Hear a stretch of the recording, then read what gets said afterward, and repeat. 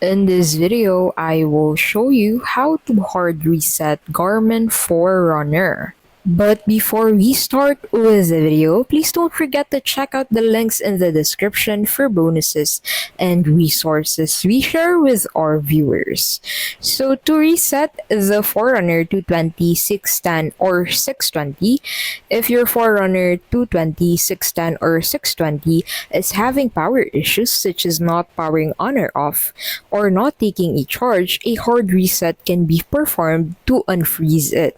So to be able to hard reset it, you'll need to connect the device to a computer via a charging clip and then press and hold power or light button for 20 seconds or until device powers off.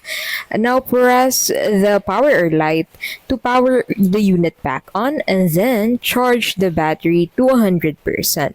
Now after that, you need to update the device software with Garmin Express and your Forerunner will now function as intended. And that's basically how you can do that.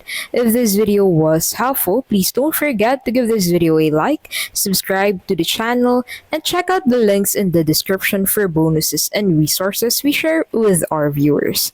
Thank you so much for watching and we'll see you in the next video.